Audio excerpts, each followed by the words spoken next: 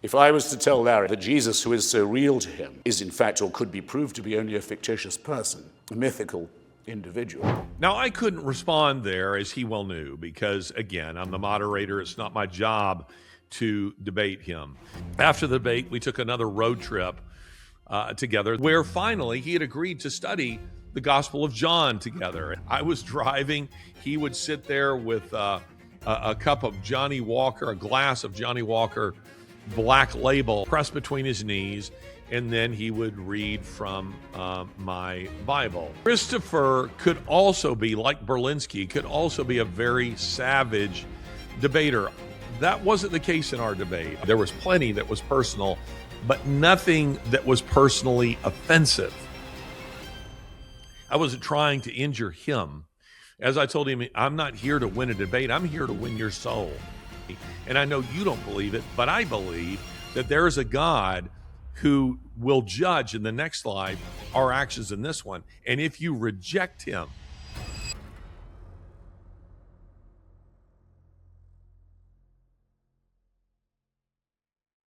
welcome to another episode of Ideas Have Consequences with me, Larry Alex Taunton. And what you're about to see is my debate, my 2010 debate with the late atheist and Molotov cocktail tossing journalist Christopher Hitchens. And, I've been thinking about this debate a lot. In fact, many of the debates that my organization, Fixed Point Foundation, has done over the years that have become really quite well known. Some of you are familiar with these debates and didn't know that I was the guy who was behind them. We did a number of high-level debates in the early 2000s with prominent atheists, Muslims, and others in academic institutions and other places, because atheism was really, suddenly getting a new boost with a spate of post 9/11 best-selling books like Richard Dawkins' The God Delusion, Hitchens' God is Not Great, How Religion Poisons Everything, Sam Harris's Letter to a Christian Nation, Dan Dennett's Breaking the Spell, and so on. And these guys sort of came along and tried to make atheism look hip and cool. And of course, history shows that it's anything but hip and cool. Atheistic regimes killed north of 150 million people in the 20th century alone. That's more than all religious wars from all previous centuries combined. Now, I was the guy who initially was really playing the behind the scenes role of organizer, and occasionally being the guy very much out front who was moderating the debates. Both sides knew my position, knew where I stood on these issues. The atheist knew that I was a Christian, more an evangelical Christian. But you can have a position and still be a fair moderator. And these were guys who knew that I was going to be a fair moderator, that I was going to enforce the rules ruthlessly, and trying to get together a debate on these kinds of issues in front of audiences of hundreds or thousands or even millions, when we're talking about the debates that we were doing on television, isn't easy. In fact, what's going on behind the scenes is much more complicated and takes longer than what you see on the stage. Now, who was Christopher Hitchens? If you don't know who he was, Christopher was a very interesting fellow. He was born in 1949 in the UK. He was Oxford educated. He was a naturalized American citizen. The United States became his new home.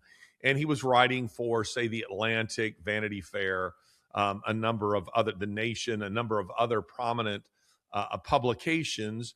And Christopher decided after 9/11 that he was going to step in to the arena on the religious issue, declare himself an atheist, and issue challenges to Christians who might want to take him on, or any other religious people. So he did a lot of debates.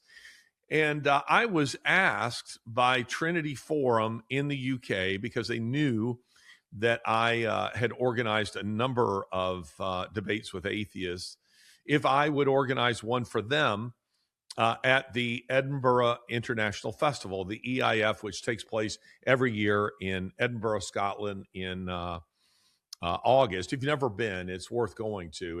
It's really quite fascinating and wonderful, because there's a lot of different things going on around the city at the same time. And since I knew how to do it, would I organize that debate? And they wanted to get Christopher Hitchens into a debate with, I don't even remember who it was they were interested in, but it wasn't somebody I was interested in. And I said, I'll do it, but the guy that I'm going to put into the ring with him is John Lennox. And John Lennox was at that time starting to gain a little bit of notoriety, maybe a lot of notoriety, because of the debate that we had done first at Samford University, and then the one that we did in Birmingham, Alabama, my home, where I put him in the arena with Richard Dawkins. And he just wiped the floor with Dawkins in that debate, and it went viral. I mean, our website, you've probably seen the discussion the two of us had just a couple of weeks ago at Oxford University. It's one of the most recent episodes of Ideas Have Consequences, where we were talking about these very things and how they all came about. Well, Trinity wasn't too excited about Lennox because, Lennox an Irishman, he's not a posh Englishman, and they weren't too excited about having an evangelical. But those were my terms. It's Lennox or it's nobody. So they finally agreed to that. And shortly thereafter, I met Hitchens, because, of course, he came to Edinburgh for the debate. And the day before that particular date, the two of us met in my room for drinks and for a very interesting filmed discussion that we'll unearth. It's around somewhere.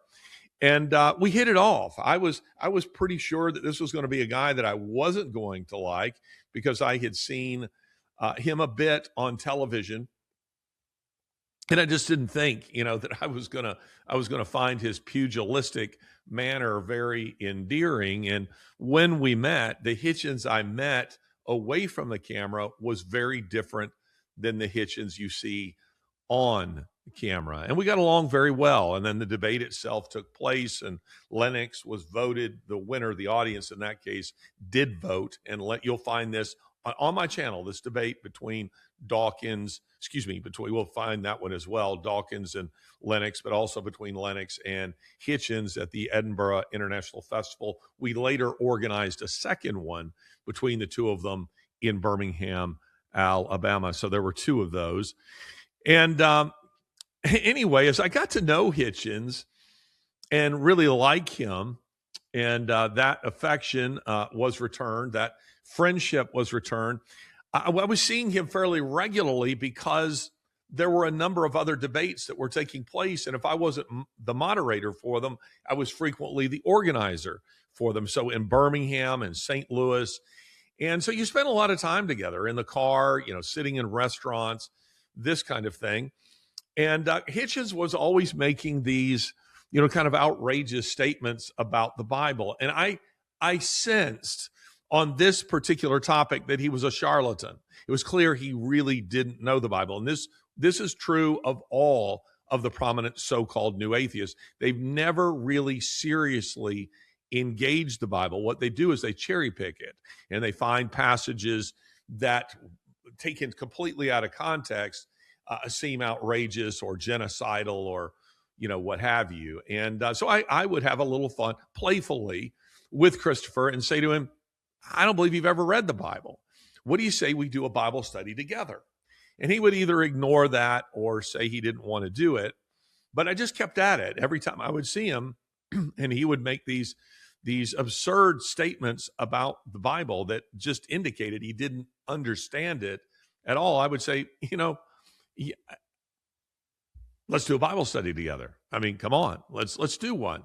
Let's sit down together away from the cameras and look at a passage of Scripture and just go through it. And then we'll read it the way you read, any bit of literature. We'll read it like it's, some kind of magical text. We'll just read it like literature, and you can decide for yourself if you think the author is really a crackpot, or if maybe he knows more than you think that he knows.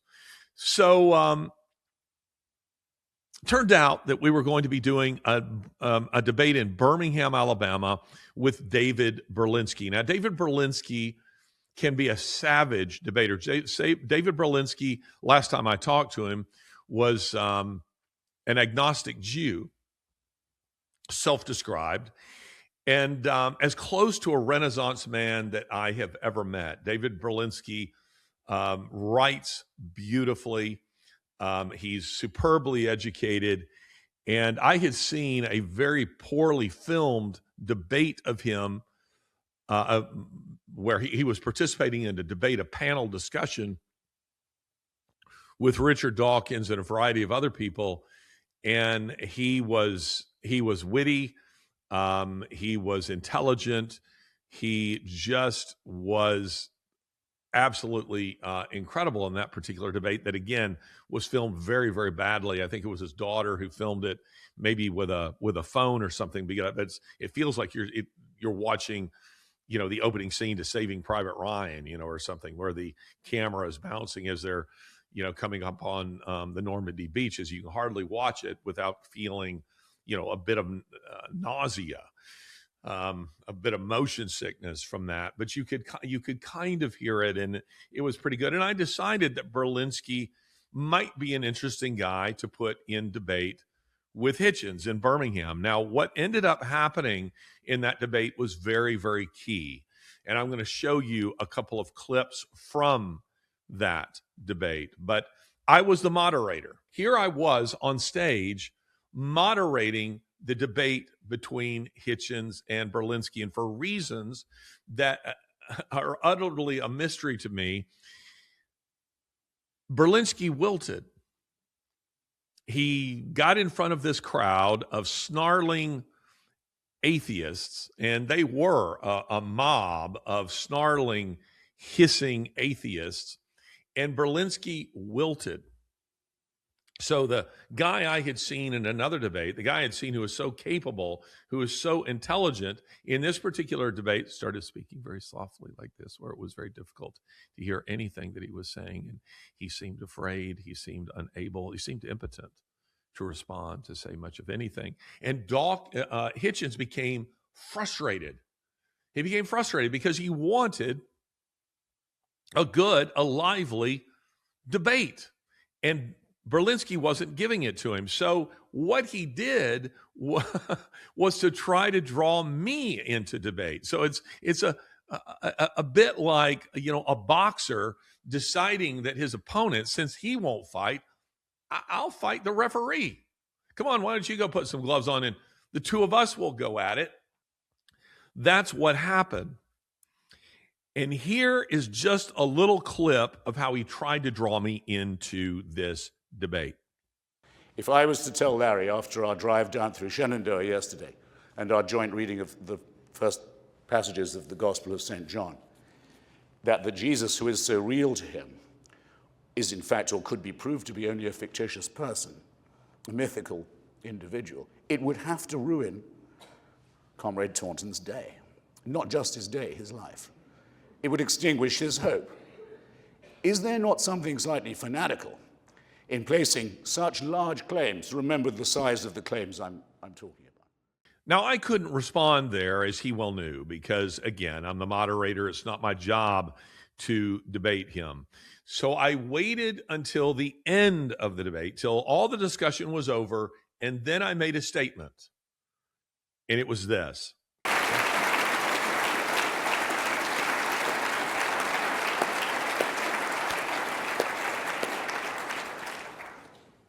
I want to thank both of these gentlemen for participating in this debate, and it seems appropriate at this time, now the debate is over, to say a word about Fixed Point Foundation. Fixed Point Foundation is a Christian organization, and unashamedly so, though we do seek to engage in the realm of ideas. Now, some would wonder why we would sponsor a debate like this. I mean, as a Christian organization, we have represented on the stage here Neither of these men are Christians. Well, we think that these are questions, these are ideas that are relevant to everyone, whether you're a Christian, whether you're an atheist, agnostic, or of some other religion. Now, that said, I want to be very honest and state that our position, our sympathy certainly lie in the direction that a robust Christian influence in society is a good thing. Now, Christopher has said, and it seems appropriate to me to respond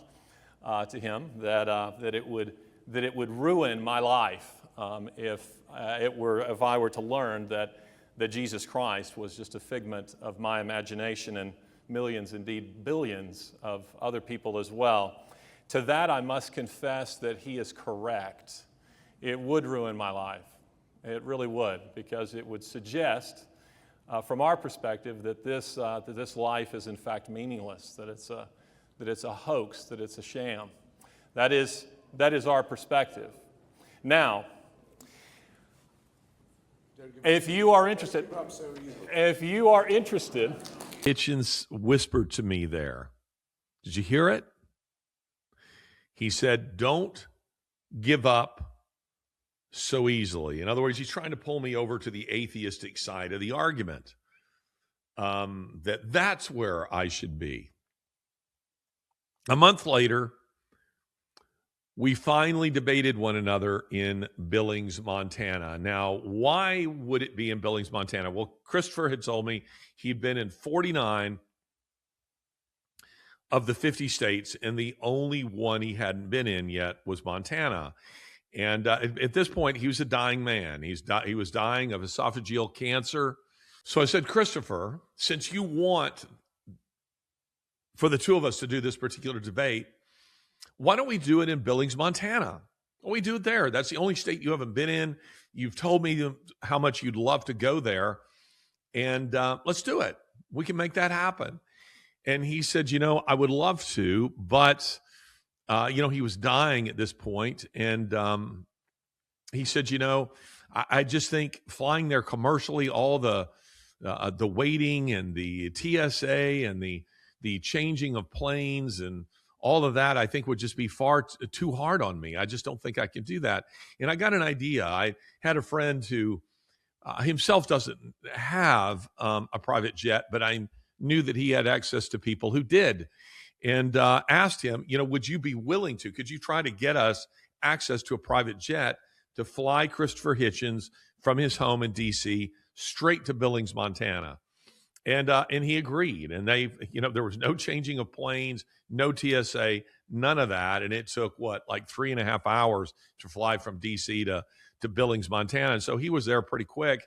I myself drove out because I had to take a lot of equipment with me. And there we met. And we enjoyed, again, some time together. And it was there that I responded to his statement in Birmingham, "Don't give up so easily." Here's what I said in reply. Now, if I can tell a little story, I don't think Christopher will mind me telling this. As we're driving along, we stop, I'm getting gas, and we're standing at the counter. You see all these, BC powders and 6-hour energy drinks or whatever they are. And there was something there called no tar. And so Christopher leans into the counter and he says, "Excuse me, what is this?" And she says, this is in around Johnson City, Tennessee, she says, "Well, you put that on the end of your cigarette, and you don't get any tar, and you don't get any nicotine." And Christopher says, "Oh, I wish I'd known."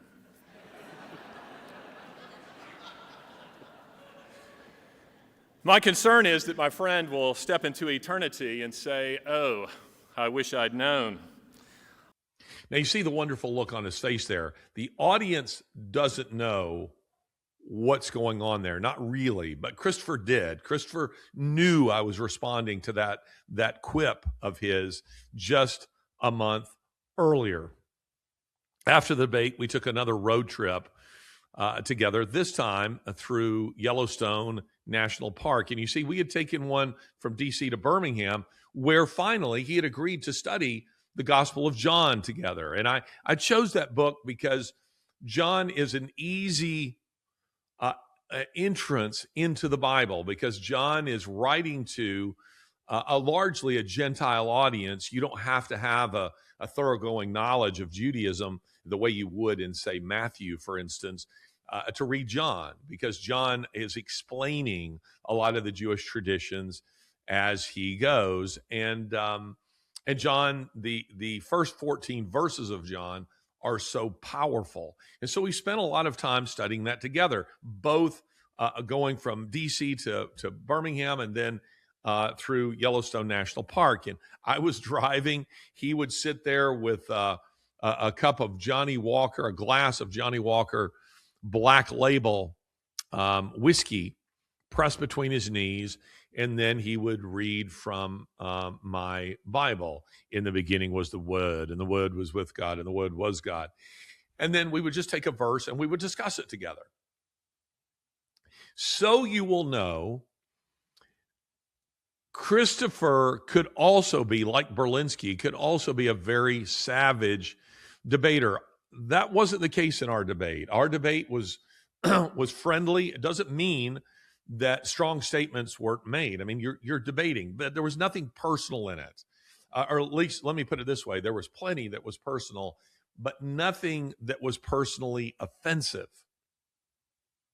I wasn't trying to injure him.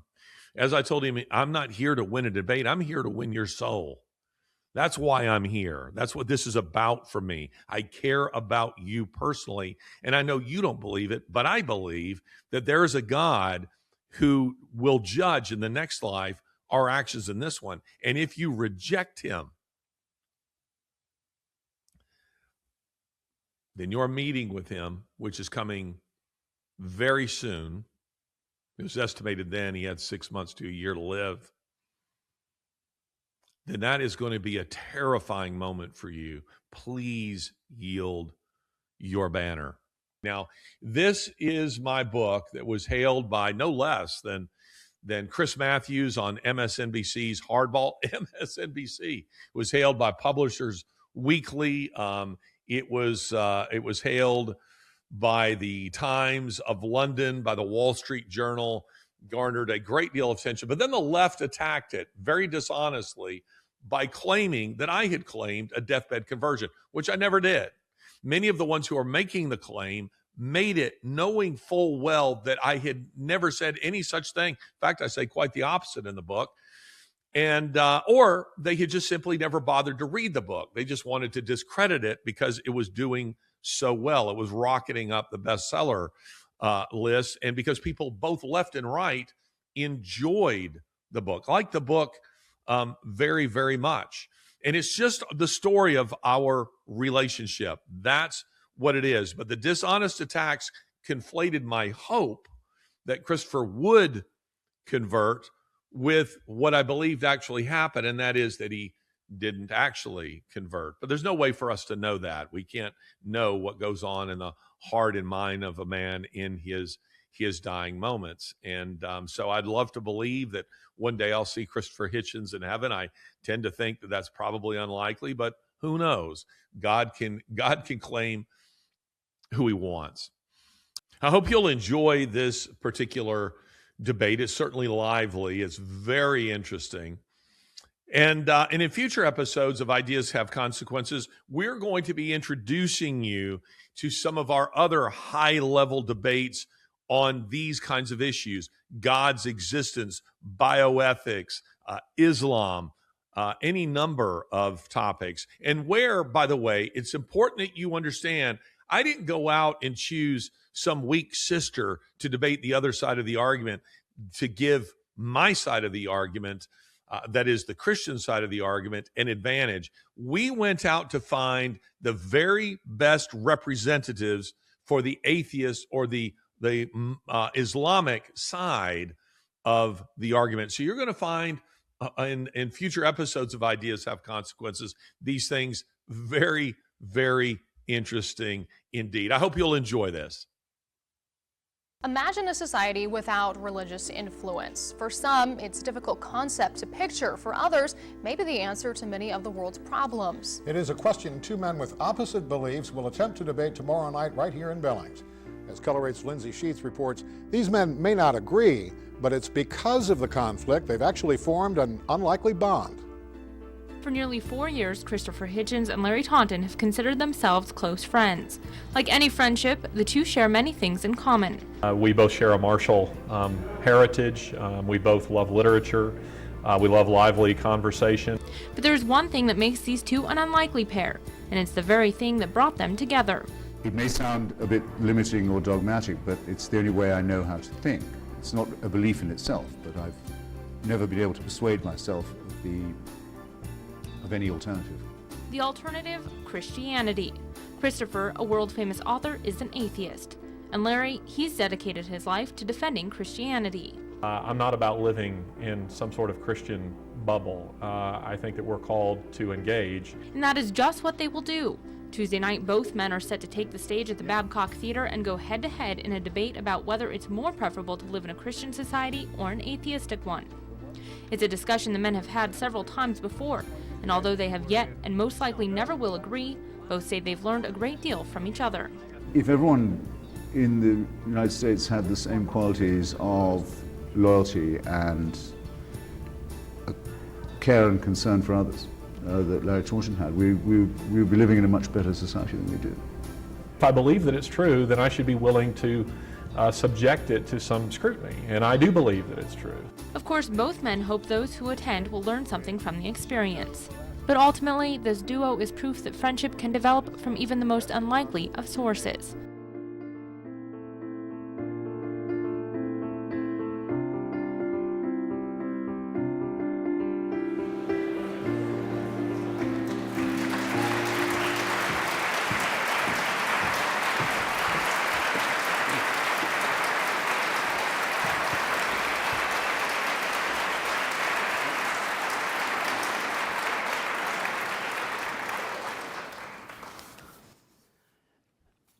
Well, good evening, everyone, and welcome to tonight's event. This whole event is, by the way, being sponsored by the Fixed Point Foundation. I'm Aaron Flint, the host of Voices of Montana, the only statewide radio talk show heard here locally on 7:30 a.m. KYYA. It's interesting. A lot of us kind of wondered, hey, this is a great event. Why did they choose Montana? And then I heard that some of the Fixed Point staff had a chance to come out and see Yellowstone National Park, get here a few days early, and so they got to go out and see a little bit of, as they would describe it, God's country.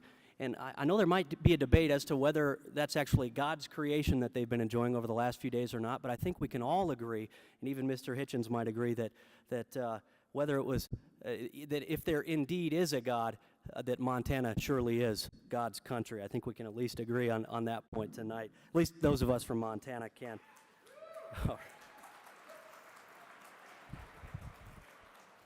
Well, before we get started, if we could just do a quick programming note. If you have seats to the left or the right of you on the ends that are empty, if you could just kind of, everybody could slide in towards the center so we can get some more folks in here seated. It looks like we've got a pretty packed house tonight. Tonight we really are honored to be joined by two intriguing men. Christopher Hitchens, the famed atheist and author of the book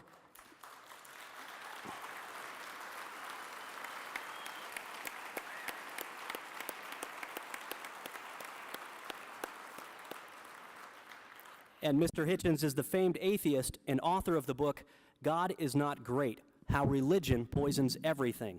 And of course, Larry Taunton, Executive Director of the Fixed Point Foundation.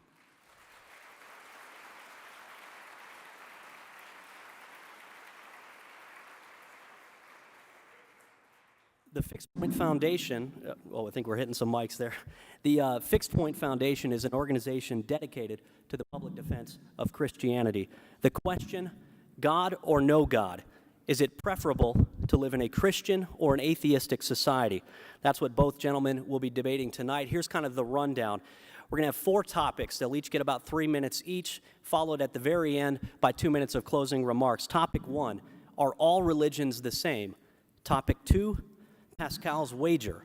And of course, Mr. Hitchens will get an extra little minute there to define for those of us exactly what Pascal's wager exactly is. Topic 3, atheism in the 20th century. And topic 4, vicarious redemption. So each side gets 3 minutes on the topic. I'll kind of be giving some hand cues here. I'll give a 1 for 1 minute. I'll give the radio cue little C here for 30 seconds, if that helps. I know these gentlemen have done this a lot, and then I'll just do the closed fist for the final time there. You know, and although we may not realize this as this passionate debate gets underway, both of these gentlemen, I think this is very interesting. They're good friends. They've driven down the Shenandoah River Valley together out on the East Coast, and they've had this debate numerous times. But tonight, here at the Babcock Theater in Billings, this is the first time that these two gentlemen will be debating one another. Please give them a round of applause before we get this started.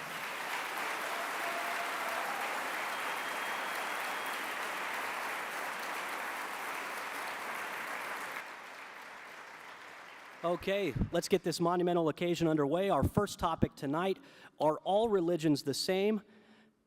And Mr. Taunton will take the podium to start the, starting with the opening statement, I'm sorry, yes, this opening statement, 10 minutes of opening statements for both. Well, good evening. It is a delight for me to be here in Montana. It is my second occasion to be in this state, and I must tell you that I am delighted to be here because I do love this state. It truly is a gorgeous state, and an Alabamian like myself instinctively appreciates a place like this. The topic we are debating this evening is whether or not it is preferable to live in a society whose ideals have been chiefly influenced by Christianity, or in a society where atheism holds the greater sway. As we begin, it is perhaps worth noting that I have much in common with my debating partner and friend, Christopher Hitchens. We both love literature and lively conversation. Each of us is descended from a martial tradition, and we share a deep concern for the growing threat of radical Islam. We also hold a number of ideals in common. He loathes tyranny and injustice, so do I. He loves freedom and liberty of conscience, so do I. And he believes in the dignity of the individual, so do I. Even so, there are points upon which we differ, and the focus of this debate is one of them. You see, while Christopher is a man who is renowned for his ability to hold his liquor, and I can testify to this personally, he is nonetheless intoxicated by the not-so-charming notion that the aforementioned ideals can be maintained in an atheistic world. This fascinates me, not the least because Christopher underestimates the degree to which he has been influenced by Judeo-Christian principles. Indeed, that he should value these things at all is evidence of it. Now, he's a formidable and much more experienced debater than myself, an Oxford pedigree, a best-selling author, a celebrated public intellectual, all of which are complemented by a marvelous aristocratic English accent. And that always adds a few IQ points in the minds of Americans. As for me, I'm just a boy from Alabama, but I do have one advantage this evening that he is largely without, and that is the truth. And while Christopher and truth, as Aristotle once said of his old teacher, while Christopher and truth are both dear to me, it is right to prefer truth. For the last decade, a group of atheist fundamentalists, the so-called New Atheists, a group to which Christopher has the dubious distinction of membership, have been busy revising both past and present in an effort to eradicate Christianity from public life. These ivory tower theorists never tire of telling us that the world really would be a better place without Christian influence. Atheism, they say, is the way, the truth, and the life. In the time that I have, I would like to offer 3 compelling reasons why this is not so. More than that, I would like to demonstrate why an atheistic world is a place where none of us, not even the new atheists, want to live. First of all, the world would literally be a poorer place were atheism ever to eclipse Christianity. Among the many things for which Christopher Hitchens has gained notoriety is a challenge he puts to his audiences or readers. Name me an ethical statement made or an action performed by a believer that could not have been made or performed by a non-believer. The idea is that there is no good thing that a Christian can do that an atheist cannot do also. At first blush, the challenge seems to have merit. An atheist can, for instance, perform works of charity and maintain high moral standards, just as any Christian is supposed to do. But that is, as I have said, only at first blush, because the challenge is a sham. It's kind of like asking, what can a herbivore eat that a carnivore cannot eat also? After all, a hyena can eat grass, leaves, and bark, just as elephants do. But the fact is, hyenas don't eat grass, leaves, and bark, because it's not in their nature to do so. Similarly, while atheists can perform works of charity and maintain high moral standards, history reveals that they don't with any degree of consistency. The statistics bear this out. According to a study conducted by the Barna Group, Christians are the most charitable segment of the population.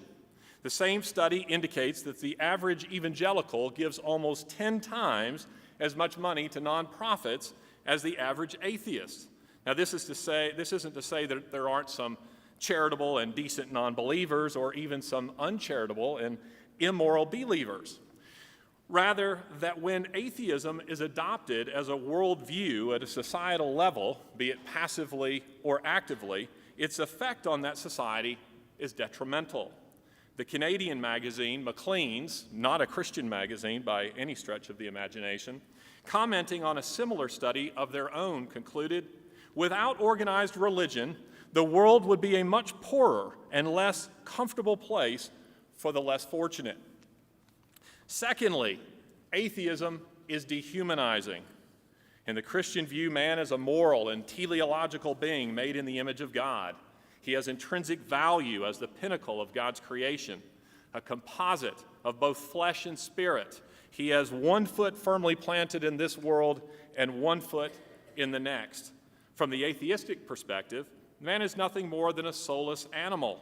It is this impoverished concept of humanity that has led atheists like Princeton bioethicist Peter Singer, dear to all Montanans as the father of the animal liberation movement, to advocate infanticide. Mothers, he says, should get up to 28 days to decide whether or not to keep their children, their newborns, or to exterminate them. But Singer does not stop there. He has also endorsed euthanizing the mentally disabled and the non-contributing elderly. And why not? If there is no God, then there is no such thing as sanctity of life. You are an animal like any other, and we may therefore choose to put you down. In reaching these conclusions, Singer is simply being a philosophically consistent atheist. Now, let me say at this point that I'm delighted that my friend and colleague, Christopher, is not a philosophically consistent atheist. It is also this sort of thinking that permits communist regimes to treat people like raw material. Let us not forget that atheism is not merely incidental to communism. It is a defining characteristic. In the Christian worldview, the state is a temporal institution meant to serve man, an eternal being. In the communist model, this is reversed. Man, a temporal being, serves the eternal state. People are merely commodities. As a consequence, there is no consideration of and no room for man's non-material needs: hope, love, faith, freedom, and purpose. Nowhere was this warped thinking more evident than in the system of orphanages devised during the Soviet era and still in use today. Orphanages provided a perfect laboratory for the atheist diehards who spiritually assassinated generations of Eastern European children with their soul-destroying educational theories. Their premise? There is no God. There's no soul. There's no afterlife. And the supreme responsibility of the state is to make good communists. To visit a state-operated Eastern European orphanage is to see the logical consequences of atheistic social engineering. I know. I have seen them. It is a place where children are frequently treated like animals, which is, of course, perfectly consistent with atheism. And this brings me to my third point: the appalling record of atheistic regimes. John Lennon famously sang, "Imagine there is no heaven. It's easy if you try. No hell below us, above us only sky." Imagine all the people living for today. Like the new atheist, Lenin spoke about such a world as though it would be perfect. He could not have been more wrong. But Lenin was right about one thing. It is easy to imagine such a world without God if you try, because Russian atheists, to cite only one example of atheists gone wild, they did more than imagine a godless world, they built it. For 75 years, the world's atheist elites had their way with foreign and domestic policy, the military, the economy, the secret police, and the lives of countless millions of people. The result? 7 decades of unremitting turmoil, bloodshed, famine, theft, backwardness, incompetence, and continual promises of a coming utopia. 30 seconds. In his great novels, Demons and the Brothers Karamazov, Dostoevsky predicted that if Russia's communists ever gained control of the levers of power, it would lead to the expulsion of Christianity from public life, and with it, the annihilation of morality, the rise of totalitarianism, and the proliferation of state-sponsored genocide.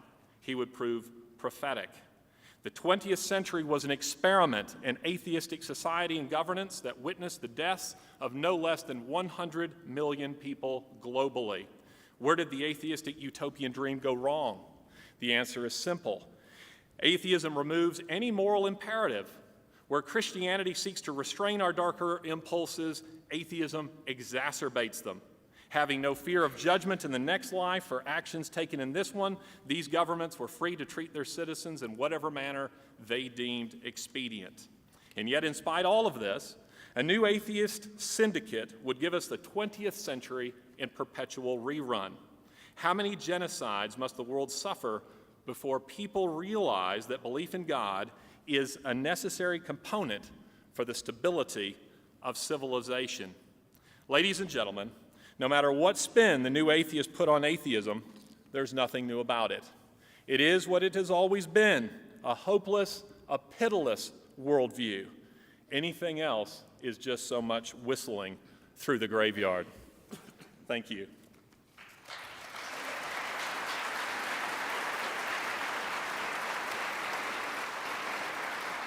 All right, and that was the opening statement of Mr. Larry Taunton, the Executive Director of the Fixed Point Foundation. Now, the opening statement by Mr. Christopher Hitchens.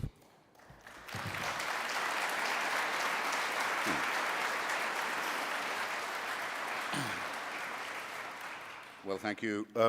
Thank you, Mr. Chairman. Thank you, Larry. Thank you, Larry, above all for, how shall I put it, lowballing this evening's contest debate. If only by phrasing it as a contest between an over-promoted Oxonian elitist and a mere hick from Bama.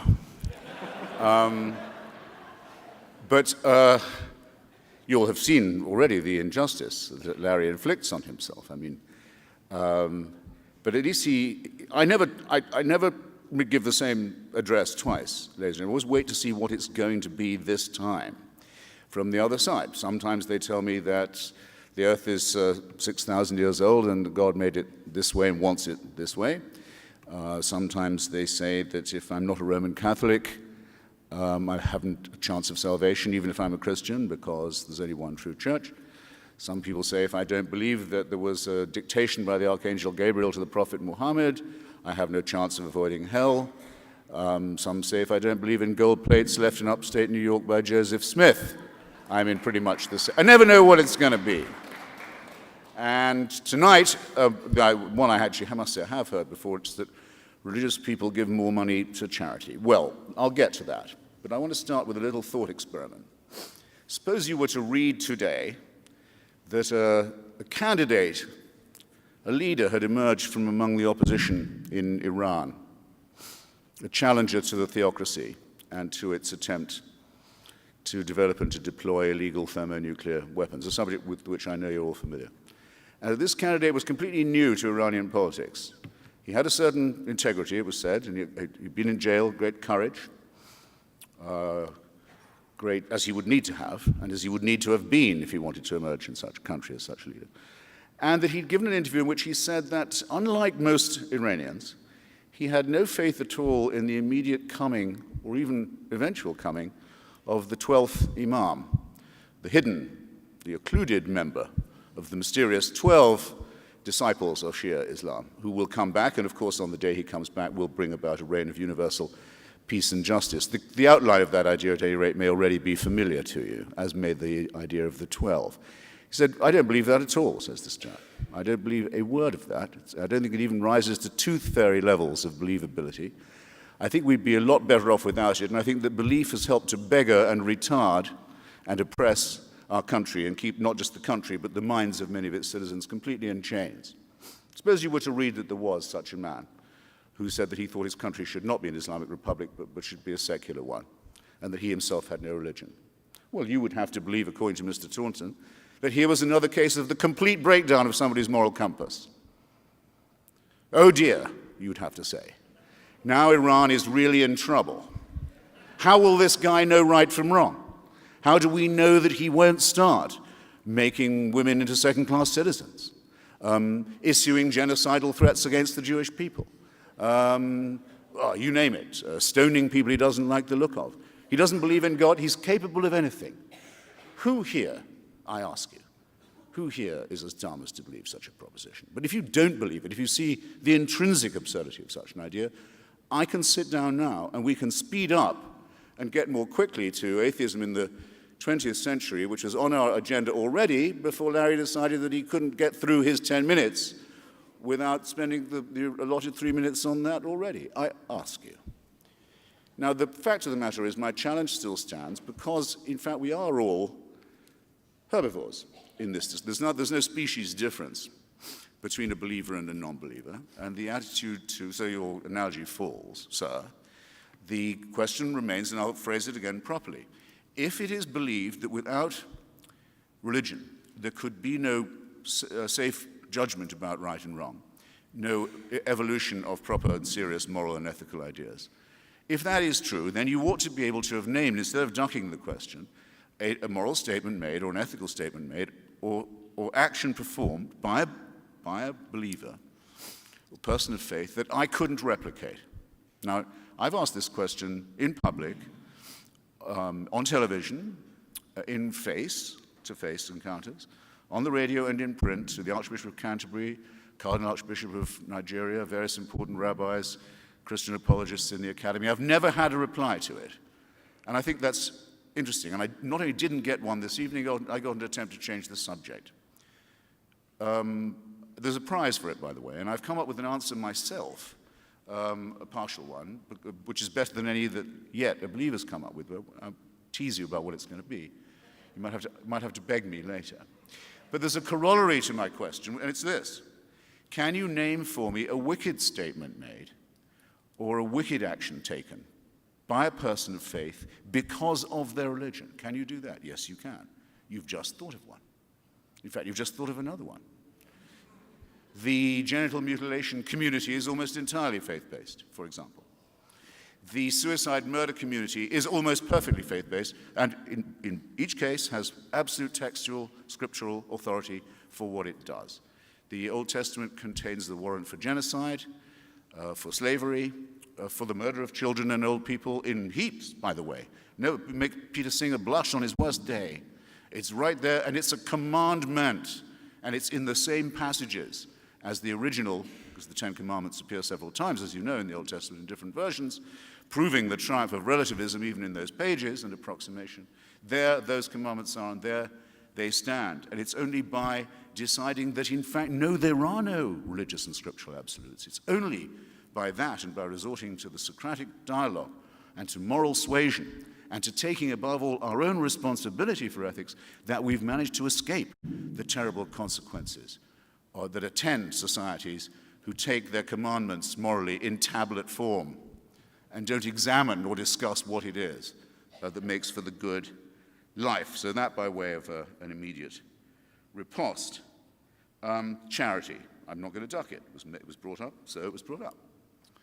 I would say there were two obvious replies. First, do you grant this to all religions? In other words, you must have heard or read, as must you, ladies and gentlemen, that the reason for the power of Hamas in Gaza, a totalitarian, theocratic, racist dictatorship, or the power of its almost sister party in Lebanon, the Hezbollah, the so-called Party of God, comes from the extraordinary ability it has to raise money and distribute it in the form of charity and welfare. This indeed is how it cements its well-known popular base. There's, as far as I know, no evidence that that's not true. These people really give till it hurts. They tithe each other. They're intensely charitable. So, how happy are you with that? Do you admit this as a valid example or counterexample? I don't know. I just offer it as true as anything Larry said. When the Roman Catholic Church spends money in Africa, for an example, how much money, and it was certainly counted in the McLean survey that you cited, how much of that money is spent making little children into Catholics? Is that not what the money is spent for? I think you'll find that's true of pretty much every other Christian denomination that spends money too. They spend it on proselytization first, then comes the soup or whatever it may be, then comes the advice, equally helpful to the spiritual and moral growth. AIDS, we'll be told, is bad. Not as bad as condoms, but bad. A net loss, a net wipeout for Africa right there. This Pope would have to live 3 lives to live down just the damage he's inflicted on Africa by those teachings and those preachings. It's an absolute negative. There is actually only one cure for poverty, as it happens, and everybody knows it. And it's well understood, and it's perfectly simple. It's called the empowerment of women. If you give women control, if you will allow women control over the number of times they have babies, I'll just put it as family style as that, if you'll give them that, and maybe throw in a handful of seeds and a bit of credit, if you do that, the floor of the whole society will rise. Everything, the whole floor of development will rise. That's the proposition Mother Teresa dedicated her life to opposing. Name me a monotheistic religion, we'll stay with monotheism just for now, that dedicates itself to the empowerment of women. I was about to say, one of the things that I was about to say is that one of the things that makes me adopt a pitying stand towards religion and towards the religious is that wherever you look and see its activity, you cannot not notice that it is man-made. After all, what are the chances? That God made man, or that men and women, admittedly, made very many gods, different gods, and therefore different religions. Observable reality suggests that the second proposition is very, very much more likely, don't you think? There is the possibility that God made only one religion and only one of them is true, but there's also a third possibility, which is that all of them are, in their different ways, and despite some of their admirable attempts to spread themselves or to survive, that they are all equivalently false. At all events, we now live in a world which can partake of a better tradition, better understood. It starts with Lucretius and Democritus, who came up with the atomic theory. Heaven knows how they did it. Christianity tried to ban that work for many centuries, nearly succeeded, but it's taken up again. The thread is taken up by Galileo, by Spinoza, who teaches people to think for themselves and to say that there is no God, even if there is a divine presence in the universe, can't disprove it, there is no God who intervenes, who answers prayers, through Voltaire, through Thomas Jefferson, and the founders of our great republic, including Thomas Paine, through Darwin, through Freud, and through Einstein, people who teach us that, risky though it is, terrifying though it can be, that our only hope, and actually also our only joy with this great risk, is that of thinking for ourselves and realizing it cannot be done for us. There are no redeemers, there are no eternal fathers, there is no dear leader, there is no great leader, there is no supreme leader to whom we can look for our own rescue, morally or intellectually. I'll leave you with that thought, and I thank you very much for your attention to me. Thank you.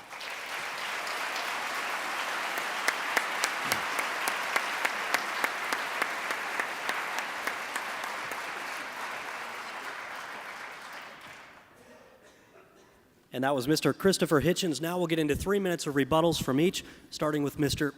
Larry Taunton. Well, interesting excursion into Iranian politics. Totally irrelevant. Evil in the name of religion. Why, I imagine they probably just saw one of your buses. Are you familiar with the atheist bus campaign, of which Christopher was a part? They purchased signs on the side of buses that said, "Don't worry, There's probably no God. Enjoy your life. I can see one of these Catholic priests wandering down the street, seeing one of those buses and saying, "Oh, children." I don't know. Perhaps maybe you have contributed to the evil that you so lament. As for the Hitchens challenge, I think I answered that rather well. The point, ladies and gentlemen, is that the data demonstrates, and this is not just by some Christian group that's doing this, the data demonstrates that a robust Christian presence in society is a good thing, that it is a benevolent thing for the poor. Speaking of the orphanages that I was referring to before, I can tell you that many of them rely on external support, not from the state itself. They receive their support from Christian organizations overseas, and that would mean particularly in the West. And as for Christianity itself, I want to share this. I think this is quite interesting. None other than atheist Richard Dawkins in April of this year was quoted in the Times as saying this: "There are no Christians, as far as I know, blowing up buildings. I'm not aware of any Christian suicide bombers. I'm not aware of any major Christian denomination that believes the penalty for apostasy is death. I have mixed feelings about the decline of Christianity insofar as Christianity might be a bulwark against something worse." Well, I suppose that conversion comes better late than never. 1 minute. Thank you. And a rebuttal from Mr. Hitchens. Yes. Larry, I raced to the podium to try and emulate Larry's admirable terseness. Not my idea to have that bus, since I have to do this, not my idea to have that bus slogan. Actually, not the atheist's idea either. In Britain, which is still an officially religious country, where you have to pay to keep the Church of England going, and where, bizarrely enough, Prince Charles will become head of the Church of England on the day his mother dies. Islam fancying, chinless, resentful, bat-eared, no taste in women, Philistine, will become head of the church, as well as the state and the armed forces. That's what you get when you found a national church on the family values of Henry VIII. In Britain, you can't put what you want if you're an atheist in a public advertisement. Advertisements have been circulating saying you're going to hell if you're not a Christian, spoiling people's day. It was replied, there is no God, was the proposal. So forget all that nonsense and don't be frightened by it. You had to put in probably by law, which actually I think rather made the campaign in a way. But I don't know at whose expense this irony comes, if any. I could have done without that example, frankly. In the name of religion is a cop-out. It is not in the name of the 12th Imam, that Shia and the imminent rapture that will come to all those who believe in him, that Shia Islam behaves in the way it does. It's because of that belief. It's not a perversion of the belief. It is the belief. All right? Does the Bible or does it not say that boy children must be marked in the flesh for the covenant? Mandate for genital mutilation. Does the Jewish prayer of the Orthodox not begin or not begin? Every man must begin his daily prayers by saying to God, thank you, first for not making me a woman, second for not making me a Gentile. Women, in case you want to know, have to pray, thank you for making me what I am. Don't you see how man-made this is? How so clearly tribal and human, in the baser sense of the word, are the origins of this cult? Don't you think you can see beyond that and maybe do a fraction better? I don't know either. I mean, it's up to Larry, of course. Redneck, as he says he is. But I don't know if I would have chosen this year to bring up the treatment of children in orphanages as a defense of Christianity. I mean, okay, if you like. And I see I don't need to elaborate 1 minute. that, but I will, all the same, just for fun. You think it's, okay, there are bad apples in every barrel. It can happen in any institution that people take advantage of children in their care. I dare say that's true. I mean, in fact, would have to concede it's true. After all, we are members of a not particularly highly evolved primate species. That's what we know about ourselves. You can forget original sin, the problem of good and evil and suffering. All you need to know is that. We are primates, and it shows. We're half a chromosome away from chimpanzees, and it shows. There's no mystery here. 30 seconds. But I don't think it can be. I don't think it can be separated from the terrible way the Church has treated the children in its care, from the teachings, say, of Pope Benedict, that the first communion inflicted on a child must be as early as possible. That it's based on a principle of as quickly as possible annexing and dominating the child. Actually, if you know of any religion of which that sinister calculation is not true, I'd be very interested to hear about it.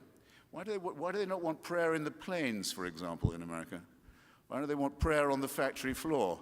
Prayer in the trains, prayer on the stock exchange? You never know. No, why in the schools? Ask yourself that. You're halfway to seeing why it's man-made, why that's primate-made, and why that's all you probably need to know about it. There's nothing supernatural involved in this. We are left alone with our own responsibility to think. There is no fixed authority.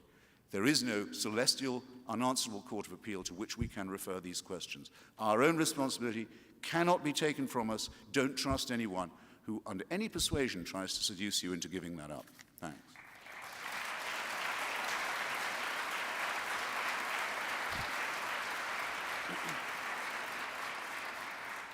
All right, now it's time to move into the topics. And a quick note on these microphones, we can stand back a little bit from them. I'm used to those mics where you really got in close, so that's where that popping noise is coming from. Just a note for both gentlemen here. Topic 1, are all religions the same? I think this topic was already kind of brushed upon, but now we'll get into this a little bit further. 3 minutes, starting with Mr. Taunton. Are all religions the same? Well, as you have already heard, Christopher, the new atheists have a habit of painting all religions with the same sweeping, broad brush. They're all dangerous. They're all detrimental to society, is the line they tend to take. They look at events like 9/11, the bombing of the USS Cole, 7/7 subway bombers, and say, what do all these things have in common? Religion. Of course, a more nuanced, a more thoughtful evaluation would include that it is radical Islam, that all religions are not the same. This was not the Amish, who were doing these things. It is very important, ladies and gentlemen, that we make distinctions when we're talking about religion. The word is used rather too loosely. But no matter what they may say, they do make some subtle distinctions. Christopher and I, as Aaron has pointed out, did recently drive through the Shenandoah Valley together and enjoyed that, and we'll go through Yellowstone National Park tomorrow. And I dare say that Christopher would not have made that trip with a Muslim in a bulky overcoat. I just don't see him doing that. But it does seem to me that where they really fail to understand Christianity is that they tend to see it as a religion of law rather than a religion of grace. And the central doctrine of Christianity, ladies and gentlemen, is the doctrine of grace to be found in the person of Jesus Christ. This is what it all hinges upon. You discount the cross, the resurrection, and you can discount the whole of the faith. This is the Apostle Paul's argument in 1 Corinthians. And so what I would want to make the distinction is that because Christianity is a religion of grace, that grace is there is an inward transformation of the soul. There is a corresponding outward transformation of society. That is to say that grace itself has some impact upon society. And this resonates with my own personal experience. Religions of law are religions that, in my mind, I'm immediately reminded of the fact that I simply cannot do them. I can't keep a diet. I can't stop biting my fingernails, much less am I capable of fulfilling some sort of punch list and working my way to the hereafter. So I would want to make the distinction that Christianity hinges on and is defined by and is distinguished from all other religions on the basis of grace. Thank you.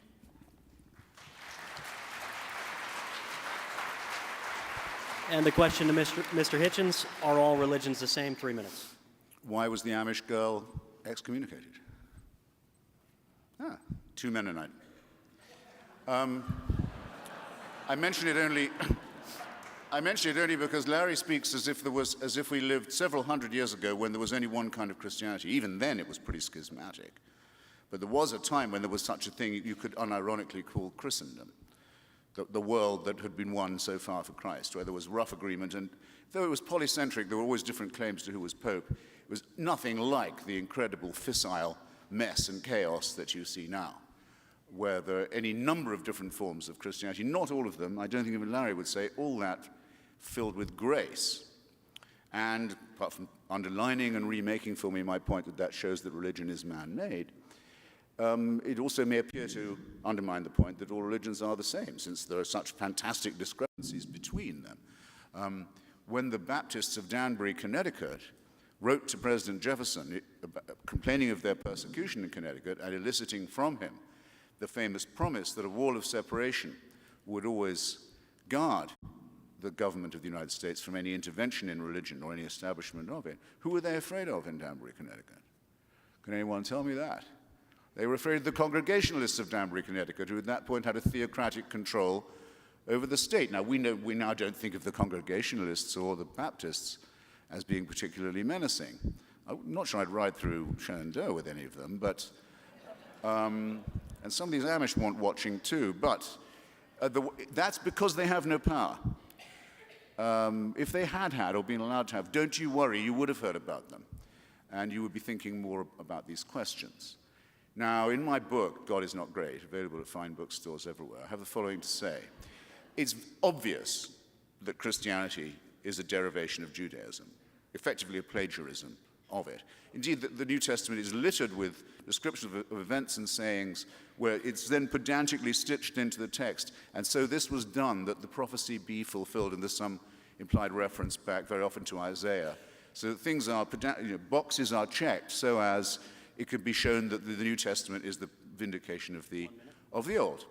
Now, there were early Christians. Marcion was probably the best known of them, and there were Marcionite churches all across the Christian Near East for a while who did want Christianity to begin again, for it to be just about the Nazarene and his life and teachings, and not to be burdened with the terrible guilt and tyranny and parochialism and bloodshed and sadism and masochism of the Old Testament. But, sorry man, you saddled yourself with that, and you can't get away from it, and you never will be able to.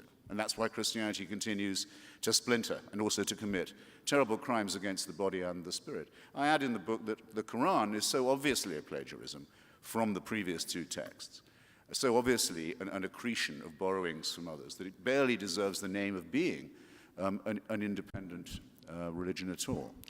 But if you live in the Muslim world and you say that the Archangel Gabriel didn't dictate that, then you have no moral compass at all, and you're capable of anything. Is it really time? All right, then I'll yield. Thanks.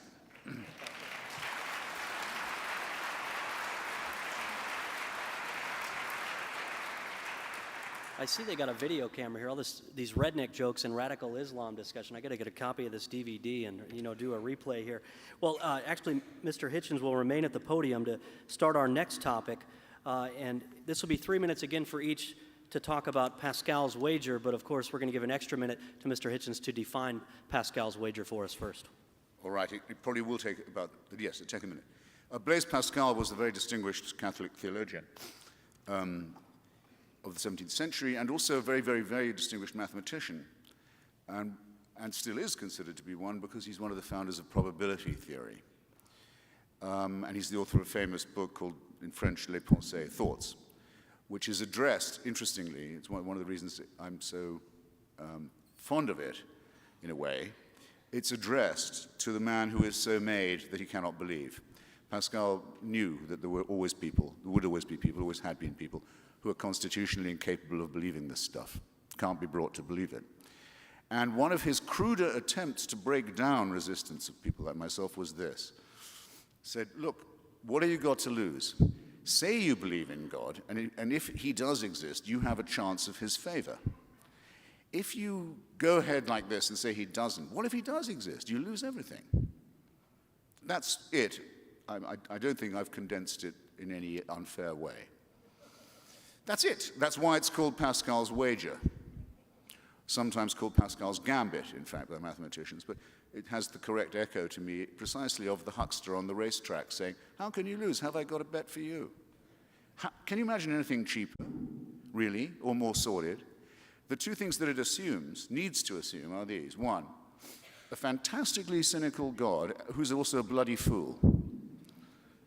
I mean, a nasty and cynical person who's also so thick that he would be fooled by me saying, tell you what, on the flip coin that you exist and I need a break, I'll say I believe in you. Says, oh, I'm really impressed now. You've just undergone a moral transformation. This Blaise Pascal is considered in the first rank of Christian thinkers, I might add. The second thing it assumes, of course, is the most corrupt and vulgar kind of consumer, the sort of person who would fall for a deal like that and would think, that would be nice. I'll bet correctly. I hope you'll forgive me, ladies and gentlemen, for mentioning this, because I don't at all want to invoke my own particular case in an attempt to gain your sympathy. I'll say it as objectively as I can. Some of you may have read that I'm not very well and may not have very long to live. I find it particularly objectionable that this wager, which Pascal offers to anyone at any time in their life, to be fair to him, tends to be pressed on you all the time, if you don't look as if you're going to last very long, by people who say, surely that now you might be frightened and not feeling at your best and afraid of a smelly and a disgusting end. Surely this would be the perfect moment to repudiate all the convictions of a lifetime. For some reason, that comes naturally to a lot of people of faith. I don't mind for myself, but I think it's the vilest kind of bullying to inflict on people in hospital and people who are in extremis. Anyway, thus my curtain raiser to the great Pascal. Thank you.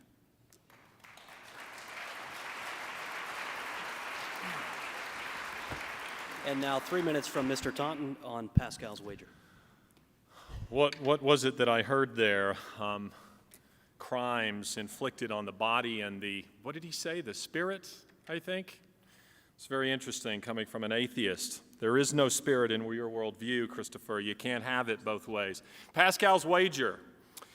Pascal was at once, as he has indicated, he was a great scientist, mathematician, and philosopher, perhaps one of the greatest of all time, but he's hardly a huckster, as Christopher might allege, and it simply will not do to dismiss him so casually.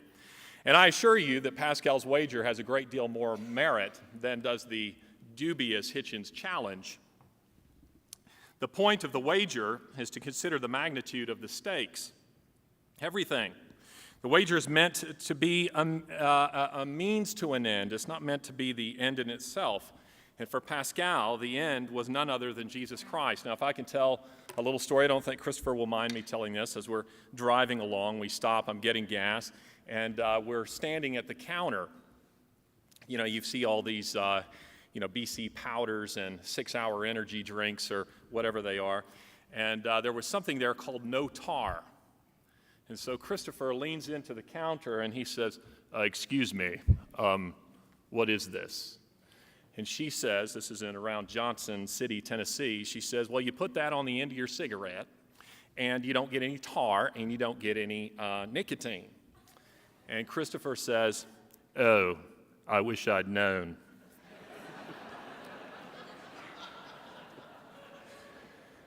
My concern is that my friend will step into eternity and say, oh, I wish I'd known. On the one hand, Christopher has stated in a CNN interview that if he converts, it means that the cancer has gone to his brain. And then on the other hand, he has participated in this bus campaign with the word probably, which he has spent some time explaining away and so forth. I would say to Christopher what he has once said to me, and that is this, don't give up quite so easily. Thank you.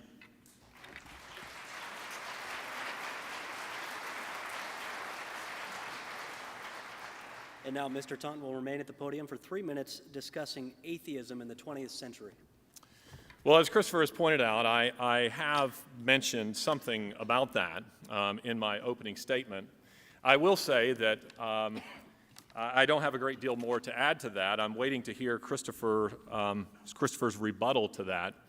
100 million dead, ladies and gentlemen, in the previous century by secular regimes. Now, that is more than all of the religious wars from all previous centuries combined.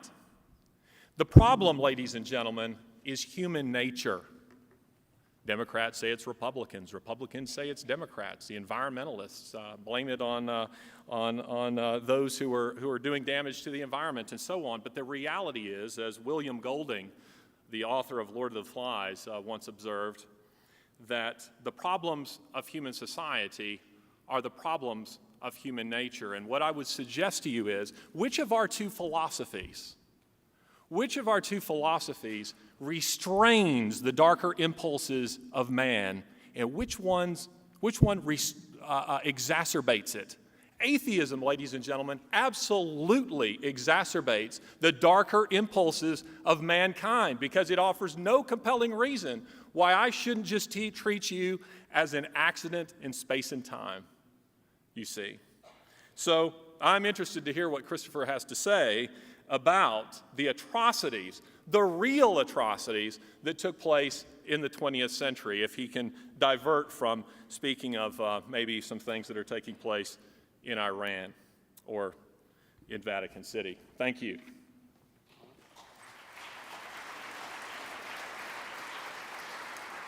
And now, Mr. Hitchens, 3 minutes, atheism in the 20th century. I just have to say again, I had nothing to do with the bus campaign. I'm just amused by the insertion of probably by the government.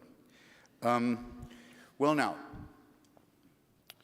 George Orwell once said that all totalitarianism is essentially theocratic, by which he meant not that you can't be a totalitarian and a religious unbeliever or non-believer, because after all, Orwell is the author who helps us perhaps better than anyone else in the 20th century to understand the phenomenon of the totalitarian and of the person who thinks of human beings as raw material. He meant by it that totalitarianism has to put certain things off limits for discussion. In other words, to make certain things scriptural, so to speak, or matters of faith. You may not challenge the one book of the inner party in 1984. You may not challenge the supreme leader, in this case, Big Brother. These things must be taken as matters of faith. Now, if you look at the 20th century dictatorships that we are most interested in and most horrified by, if you start, which I will, with fascism and National Socialism, then my point is a very easy one, and you don't need Orwell for it. If you take out the word fascism from the history of southern Mediterranean and Balkan Europe, and some of Central and Eastern Europe too, everywhere roughly from Portugal to Slovakia in the 20s and 30s, take out the word fascist regime and just put in conservative Catholic. You don't have to change anything else. That's what it was. In fact, the church was an official state accomplice of Mussolini, Franco, Salazar, Pavelic in Croatia. In Slovakia, the Nazi-installed clerical dictator was actually a priest in holy orders, Father Tiso. Everybody knows it. The church has never stopped trying to apologize for it, has never quite come up with the words. So, National Socialism is a little tougher proposition than that. It did make its first diplomatic agreement with the Vatican, both on foreign and domestic policy, that's true. Hitler remained a Catholic till the day he died. In Mein Kampf, at the end of the first chapter, he says, and the church reviewed his book and didn't ban it, as it banned almost every other book it didn't like in those days, that in destroying the Jewish people, he knew he was doing the work of the Lord. He says actually throughout Mein Kampf that's what he's doing. You can look it up, it's easy. When you were made to take your oath to Adolf Hitler, the oath of ultimate loyalty as a German officer, you raised your achieve with this hand and said, "I swear by Almighty God." That's how it began.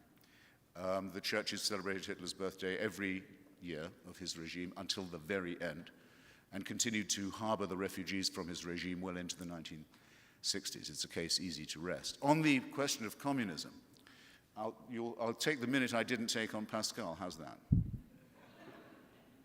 Fair wager. It's a little tougher. You don't understand communism at all. Oh, and I should add the third member of the Axis, the Japanese imperial member, had as its leader, the Emperor of Japan, someone who was a god and was worshipped as such by his. That's not exactly a secular dictatorship. Now, you don't understand communism in my submission. I've studied it a great deal. If you think that members of the Bolshevik Party thought, gosh, now that there's no God, we can do anything we like. We can kill anyone we want. That's actually not how it went. You should read the memoirs of the people who did the collectivization, who actually arrived on their horses and ripped open the sacks of grain to see if the peasants were hiding any, hoarding any, keeping it, and beat them up till they'd say, where have you hidden the grain? The cities need the food, you don't, the peasants don't, we need it. And went on in this way and brought about show trials, inquisitions, in other words, the worship of an unassailable leader like Joseph Stalin. They were all doing it in the name of a doctrine that said, if we do this, there will be heaven on earth. And it's precisely the way in which it decayed into a pseudo-religion that made so many of its adherents break from it and make it repulsive to us.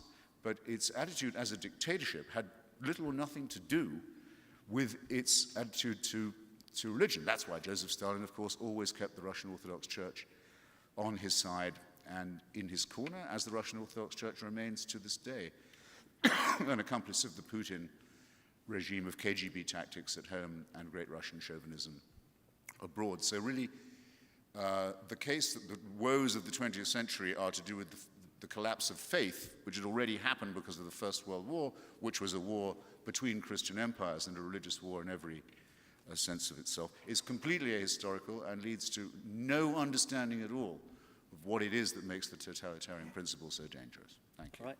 And actually, Mr. Hitchens, if you'd like to stay up there, we're going to move on.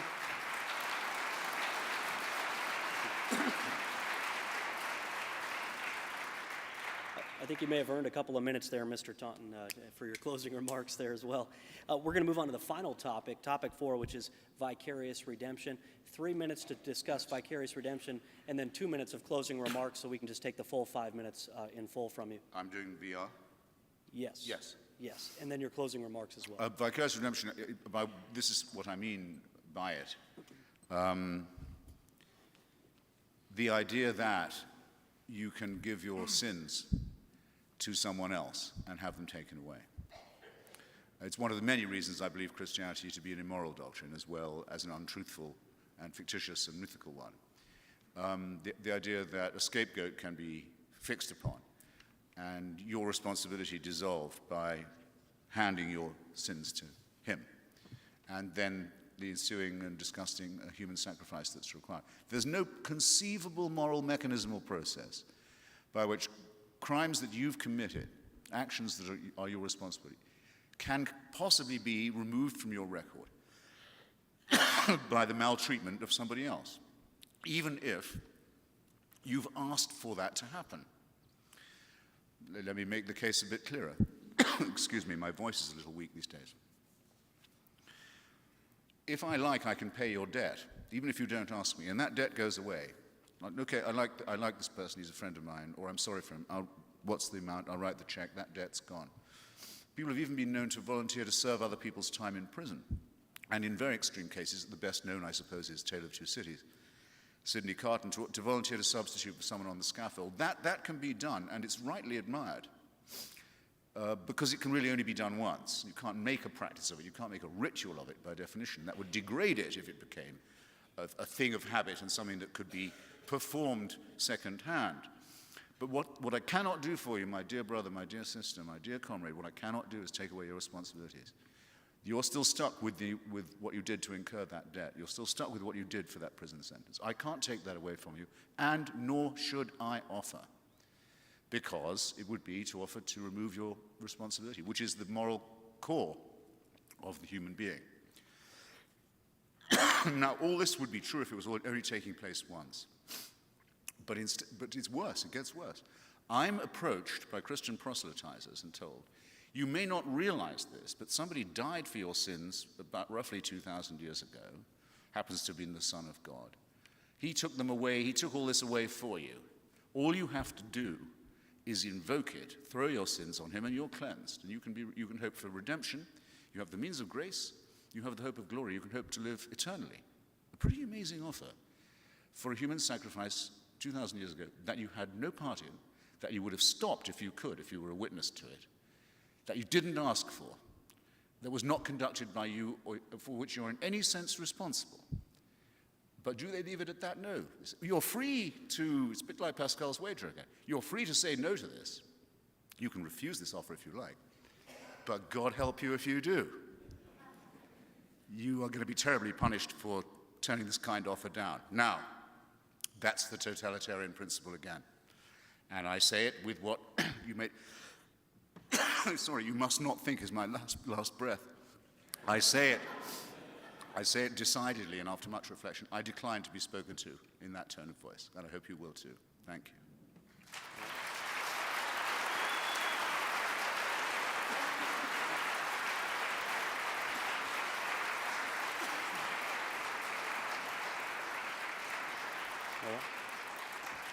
And now 3 minutes for the discussion of vicarious redemption from Mr. Taunton, followed by 2 minutes of closing remarks. I am somewhat amused, ladies and gentlemen, by these continual expressions of moral outrage. We have seen it throughout the debate. On the one hand, he keeps appealing to some sort of absolute moral law while simultaneously denying the existence of a lawgiver. Where does he get this code? His own vague inner promptings? Those are no more valid than anyone else's, ladies and gentlemen. Sacrifice for others is both noble and Christian. Jesus told his disciples, "Greater love hath no man than this, that he lay down his life for his friends." It is an oft-repeated theme that sits at the heart of Christian theology. Christopher, however, has misunderstood it. He has confused the taking of one's life with the giving of it. But this is to confuse authentic sacrifice with something else. One of the extraordinary things about Christ's historic and real death on the cross is that he chose to do it. The Gospels are at pains to point this out. Jesus knew what was coming. Jesus might have avoided it, but he chose not to.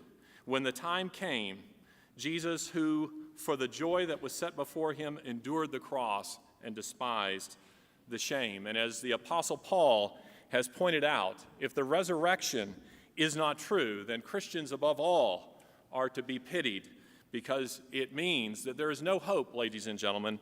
There is none for any of us. And as for the point concerning fascism and communism, it is perhaps at this point worth stating that I taught Russian history and European history for some time, and I can tell you that this is indeed a revisionist version of history. Robert Conquest, who is regarded as one of the preeminent historians of the purges, collectivization, Stalinism, states that, quote, a vicious atheism accompanied all of their activities in the villages, in the countryside, that motivated the purges, that motivated collectivization, that motivated the murder of no less than 30 million Russians. And that is just a conservative estimate. And as for Hitler, Joachim Fest, who is well known for his biography of Hitler, he has made this point, and it's a powerful one. As with Hitler's protestations of belief in tradition and conservative values, or in Christianity, the socialist slogans were merely movable ideological props to serve as camouflage and to confuse the enemy. Hitler himself said, "Christianity is the invention of sick brains. I'll make these damned parsons feel the power of the state in a way that they would never have believed. For the moment, I'm just keeping my eye on them, but if I ever have the slightest suspicion that they are getting dangerous, I will shoot the lot of them." Those who could not be paid off were shot. Those who could cooperated, as Christopher has pointed out. In 1937 alone, ladies and gentlemen, 80,000 priests were shot in Russia. Now, it doesn't really sound to me like Christianity was playing too much of a role in the events that were taking place in that country. Indeed, I would argue it was the absence of Christianity. There was no counterbalance to a super state, to tyranny. As for my closing remarks, I think it's interesting. It's one of the things I admire about Christopher and can enjoy about Christopher is the fact that in some sense he does observe the Judeo-Christian worldview, but he wants to retain elements of it while simultaneously kicking out the foundations of it. Proponents of a society free from Christian influence can point to no nation or civilization that was founded upon atheistic principles that we might call even remotely good. Thank you very much.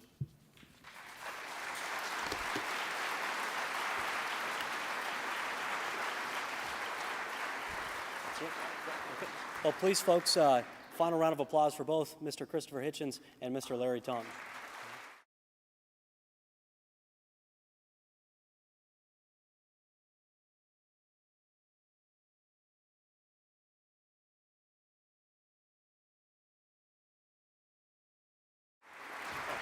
Can you imagine the drive through West Yellowstone tomorrow? All right. Yeah. Well, and this is just the end of the on-stage portion of this event. If you folks have Christopher Hitchens books that you want to get signed, or if you want to buy a book, you can buy it in the back. Fixed Point DVDs with several more of these debates are available in the back. And then I understand Mr. Hitchens will be signing books up front here, and Mr. Taunton will be talking with folks as well. All the folks from the Fixed Point Foundation, could you please stand up? We want to thank you as well for putting this event on. And